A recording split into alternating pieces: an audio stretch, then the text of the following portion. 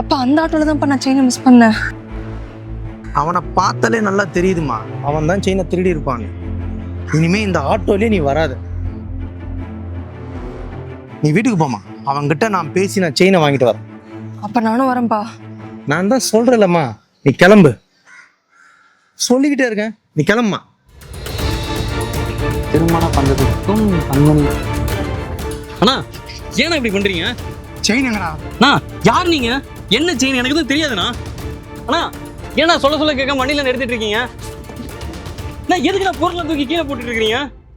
அண்ணா விடுங்கண்ணா, என்னண்ணா பண்றீங்க? என்னடா துள்ற திருட்டு பையல? செயின் எங்க? நீங்க நினைக்கிற மாதிரி ஆள் நான் இல்லைண்ணா. நீங்க ஏதோ தப்பா புரிஞ்சிட்டு இருக்கீங்க. உன்னை இப்படிலாம் கேட்டா சரிப்பட வர மாட்டேன்.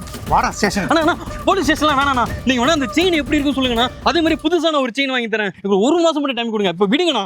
என்னடா இப்போதான் எடுக்கலன்னு சொல்ற? இதுக்கு முன்னாடி கேட்டா அதே மாதிரி செயினை வாங்கி தரேன்னு சொல்ற? எனக்கு உன் மேல சந்தேகமா இருக்கு. அண்ணா போலீஸ் ஸ்டேஷன்ல போனா என் வாழ்க்கையை நாசமா போயிடுங்க. அண்ணா ப்ளீஸ்.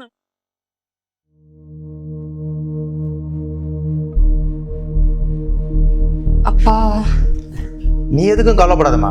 அந்த ஆட்டோக்காரனை போலீஸ் கிட்ட புடிச்சு கொடுத்துட்டேன். இன்னும் 2 நாள்ல உன் செயின் ஒன்று கிடைச்சிடும். செயின் ரூம்ல தான்ப்பா இருந்திருக்கு. நான் தான் ஒழுங்கா கவனிக்காம ஆட்டோல மிஸ் பண்ணிட்டேன்னு சொல்லிட்டேன்ப்பா. வாங்கப்பா போலீஸ் ஸ்டேஷனுக்கு போலாம். பாவம்பா அந்த ஆட்டோக்காரன். அவன் மேல நீ பாவம் பார்க்காதம்மா. அவனே ஒரு திருட்டு நாய். போலீஸ் ஸ்டேஷனுக்கு போனதுக்கு அப்புறம் தான் எனக்கே அது தெரிஞ்சு. இப்ப என்னமோ கொஞ்சம் நல்லா தெரிந்திருக்கானா. ஆனா எனக்கு அவன் மேல நம்பிக்கையே வரலம்மா. இவனை மாதிரி ஆளுங்க ஆட்டோ ஓட்டுறதே பொதுமக்கள் கிட்ட இருந்து திருடதான். பண்ண தப்ப திருத்திக்கிட்டு ஒழுங்கா வாழணும்னு நினைச்சு வேற வேலை பாக்குற ஒருத்தர் மேல இப்படி பொய் கேஸ் போட்டு உள்ள தள்ளுறது பெரிய தப்புப்பா. தப்பே இல்லம்மா.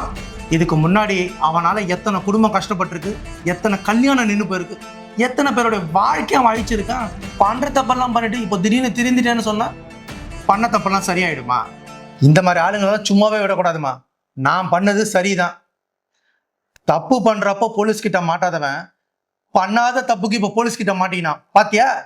அவன் திருடினதையும் அவன் அடுத்தவங்க வாழ்க்கையை கெடுத்ததையும் தப்புன்னு சொல்றீங்கல்ல. இப்ப நீங்க பண்றது என்னப்பா? நான் போலீஸ் ஸ்டேஷனுக்கு போய் செயின் கீழே கிடந்ததுன்னு சொல்லி கொடுத்துட்டு வர போறேன். திருந்தணும்னு நினைக்கிறவங்களுக்கு நம்ம ஒரு சான்ஸ் கொடுக்கணும்ப்பா. அப்படி கொடுக்கலன்னா அவங்க திரும்பவும் தப்பான வழிக்கு தான் போவாங்க. அதுக்கு நான் காரணமா இருக்க விரும்பல. நான் போறேன்ப்பா. சொன்னா கேளுமா, நில்லுமா.